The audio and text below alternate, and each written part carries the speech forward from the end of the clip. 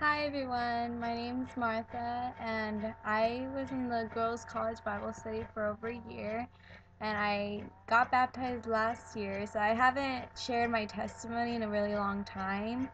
I like sharing it in person, but unfortunately I had to work the day that we had to do our testimonies. So I just want to start off by saying my name's Martha and I just want to encourage you guys with the changes that God has done in my life. So when I was younger, my mom and my dad got a divorce at a really young age. My dad abused drugs and he was an alcoholic, and he was very physically abusive against my mom and my brother. But my dad was like not the best earthly father, and so that gave me the image of a bad heavenly father to me. And like I grew up in a different religion, so I was always catching myself praying to a God that I called a father, but I wasn't really sure the meaning because my earthly father wasn't being the right man that he was supposed to. So as I grew up, like I was very scared of men, especially because the man that needed to protect me didn't do a good job at protecting me. I was put in very risky situations with other men. Like I was sexually abused by different people, family members, and by more than 3 people as I was growing up, 7, 8, 10 years old. And my dad never believed me, and me and my mom, like it's just three. It was 3 of us. It was me, my mom, and my brother. And my mom wouldn't believe me, and my dad wouldn't believe me about things when I was younger. So I was taught to bottle things up and to not say anything and just act like everything was fine in my life. So that's what I had done. I never opened up to my mom. I didn't see my dad for over 10 years, 10 and a half years, and he never helped me out. And I was very angry towards everyone in my life because I didn't know. So I would grow attached to people in my life, such as friends and like boyfriends, and I was always really curious, and I was struggling a lot with homosexuality growing up. Ever since I was little, ever since I could remember, I started believing that I was a lesbian, and I thought that it was fine. I didn't think there was anything wrong with it, and um, I got into really bad groups of people, and like the people there were at my public schools would just teach me to like stick up for myself, that nobody else was gonna stick up for me, and I didn't know what to do because I'm really short. I'm like 4'11", so a lot of people would bully me because of my height, and they would just like pick on me, and it really frustrated me because I didn't like when people did that. So out of wanting to have respect for myself, I wanted to show off in a way. I wanted to show everybody else that I could stand up for myself, that I was more than just this little 4'11" height girl, that I was much more than that. So I started affiliating myself um, with gangbangers and bigger like mafias, and like I was only around 13, 14, and I knew how to um, like smuggle drugs into school and like just sell them, and I all my friends used to do drugs, and so I started following my own father's, my earthly father's path of starting to drink at a very early age, 14, 15, going out to parties. And but even though I did all of that because I was trying to fulfill in my heart a happiness, I guess you could say, I couldn't. There was always something telling me that that wasn't going to fulfill me, and that wasn't enough.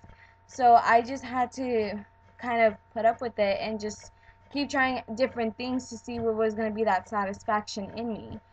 But nothing happened. I dated girls. I dated a variety of girls. I dated a variety of men, and even then, like, that wasn't enough for me. And I just felt like this longing in my heart, is the best way I can describe it, to have something more, that something was missing. And so my mom was getting very tired of me going to a public school because everybody there was just poisoning my head and just filling all these thoughts up with, this isn't too bad, but it's not too good either. So I was sent to a Christian private school, which at first I hated. I cried knowing that I was going to go there. But little did I know that that was where I would meet God, my heavenly Father, my everything.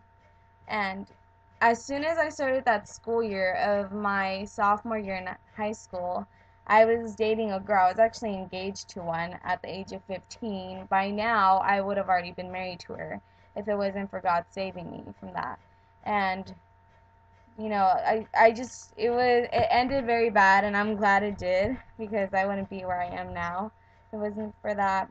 But it took me a few times, I guess you could say, to really realize that it was God that needed to fulfill me, that needed me, because I needed Him, and He wanted me. He wanted me like nobody else did. And it's a healing process. It's not an easy thing. Like, a lot of people ask me all the time, like, so you're not gay anymore?